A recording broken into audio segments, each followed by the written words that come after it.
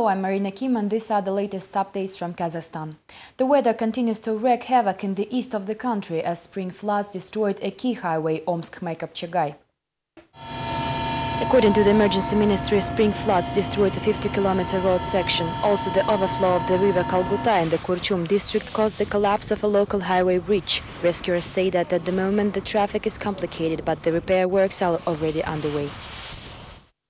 The movement Kazakhstan 2012 held a rally in front of the Almaty city court.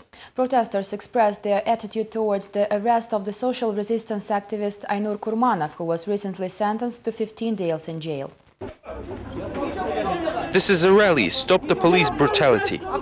Two associates of Aynur Kurmanov, Dmitry Tikhonov from Taras and Alken Kenjebekov from Almaty, both part of the socialist resistance, will soon be jailed as well. Also, the chairman of the movement Leave Housing to People, Yesenbek Uktishbayev, was served the notice of appointment right next to the court. All of this for the participation in the unsanctioned by the authorities rally, organized by the political bloc Narodovlastia, the People's Rule.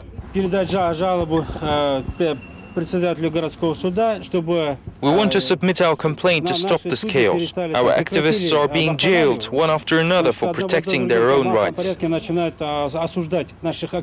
Kurmanov is still detained in the city's isolation ward for the participation in the rally at Timir Bank's offices. Considering he has served almost 20 terms already, his associates appealed to the Almaty mayor and OSCE, asking them for help in stopping the persecution of the activist. On Tuesday, the petition signed by journalists and representatives of a number of embassies was submitted to the acting city judge. Your appeal was accepted and it will be reviewed in the established order. Goodbye. At the moment, pickets and rallies are the only way the deceived mortgage borrowers can fight for their rights in Kazakhstan. The authorities, however, continue to suppress demonstrations instead of solving the actual problems. On May 4th, another picket of solidarity was held near the Kazakh embassy in Moscow as the Russian labor movement considers Aynur Kurmanov a political prisoner. We consider repressions against one of the leaders of the public labor movement the repressions against the entire movement. This protest campaign will grow as it has already become truly international. Our demands remain the same: freedom to Aynur Kurmanov and end to all political repressions in Kazakhstan. Nursultan Nazarbayev is a predator of press freedom, says the new report of the international organization Reporters Without Borders. Simultaneously with this announcement, the Soros Foundation and Media Alliance of Kazakhstan chose the best media attorney of the country, while the foundation Adil Sos, together with the Journalists Union of Kazakhstan, found the winners of the contest We Want Information. Reporters Without Borders named Nursultan Nazarbayev one of the predators of the press freedom. Kazakhstan's leader won the honor for simplifying the process of shutting down newspapers and toughening media registration regulations. Interestingly, on the same day, the foundation Adil Sos and Journalists Union of Kazakhstan organized the contest We Want Information, where President's son-in-law Timur Kulibayev and his father Askar were nominated for the titles of the untouchable person and sworn friend of media, respectively. Askar Kulibayev got nominated for saying that journalists should be executed, while his son's nomination is explained by the infamous trial when the court banned all press to publish anything negative about Timur Kulibayev. It is worth noting that the World's Press Freedom Day is celebrated on May 3rd, not only by reporters but also human rights activists. The only way to pressure this judge is via public, and the only way to reach the public is through the mass media. Attorney Ganna Krasilnikova was chosen as the best defender of mass media in 2009, as she won all of her cases. According to Krasilnikova, her job is becoming increasingly difficult. The nomination was shared by Sergei Utkin, Galia Zhenova and Valentina Zhukovskaya. The higher the status of a plaintiff, the more chances he or she has to win a case. Luckily, claims of even these people are reasonably rejected sometimes.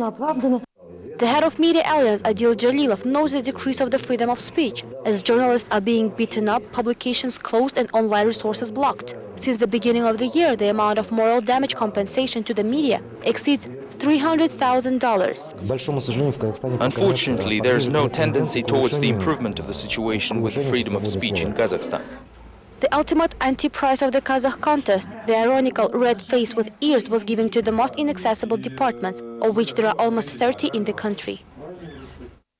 The government continues the nationalization of the banking system as the state enters the capital of Timir Bank following BTA and alliance. the state continues to enter the capitals of banks with problematic assets. Following Allianz and BTA, Timurbank also signed an agreement on the external debt restructuring. According to the term sheet, the national fund Samruk-Kazyna will obtain the controlling interest with about 80% of the bank's shares within the next 2 weeks. Samruk-Kazyna's participation in the bank will become a milestone in the development of our financial institution. At the same time, even the National Welfare Fund itself does not have a clear answer as to when it will actually leave the banks. Expert Magbat Spanov believes that the bank's nationalization last year created a precedent, and now any bank with the possibility of default will expect to receive some state support. I don't think this is the end, and several banks will face the same situation in the future.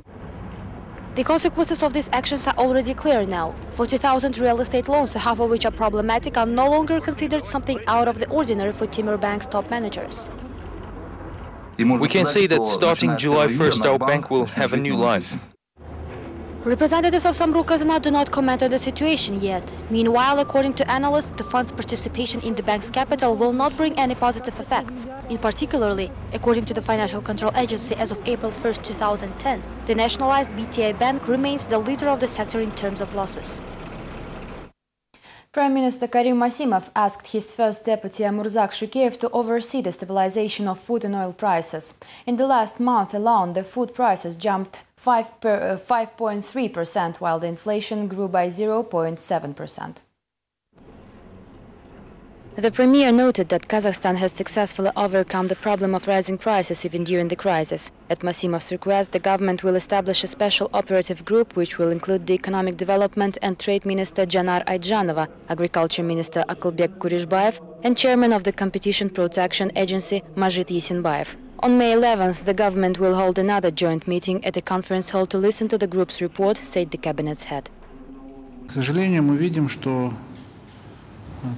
Unfortunately, we see that some food prices have the tendency for growth. I think that some of our ministers and local authorities are neglecting their duties somewhat. We have already dealt with similar issues during the crisis and even found right solutions. Now, I order to establish a working group to deal with this matter.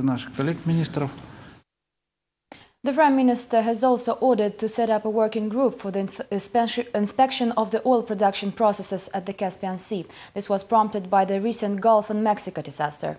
Kazakh Oil and Gas Minister Sauat Muanbayev was appointed as the head of the group, but later told reporters that similar issues cannot be solved in a short period of time. Meanwhile, environment specialists continue asking for the moratorium on all oil production at the Caspian Sea. Prime Minister Karim Masimov ordered the urgent inspection of the oil production process at the Caspian Sea, fearing the possible repeat of the recent disaster at the Gulf of Mexico. It is a great tragedy to a country like the United States. I ordered the Minister of Oil and Gas together with the Environment Protection Minister to create a working group and inspect the oil extraction process at the Caspian Sea, now with the consideration of all existing issues. The Oil and Gas Minister Sauat Muanbayev appeared to be skeptical about the Premier's order and said the task is not the matter of a few days. He, however, promised that the ministry will develop a program to deal with similar emergencies. We will first create a working group which will examine the problem and its possible consequences. This is a very big issue and it is impossible to come up with some recommendations by the end of the day. Still, the Prime Minister gave us an order and we will approach it very seriously. Specialists say that Karim Masimov's fears are reasonable, as even the all-powerful United States appear to be helpless in the face of the Gulf of Mexico nightmare. There is a possibility of a repeat of a similar situation at the Caspian Sea due to a number of reasons. The first is the absence of developed technical solutions for drilling at shallow waters with sharp fluctuations of temperature and seasonal fluctuations of water levels. Then there is the unpreparedness of staff to quickly respond to gas leaks and oil spills, as well as the lack of the base and fleet. Environment specialists have long been asking for a moratorium on the oil extraction at the Caspian Sea. Perhaps now, after the Prime Minister's initiative, their chances to achieve it will increase somewhat.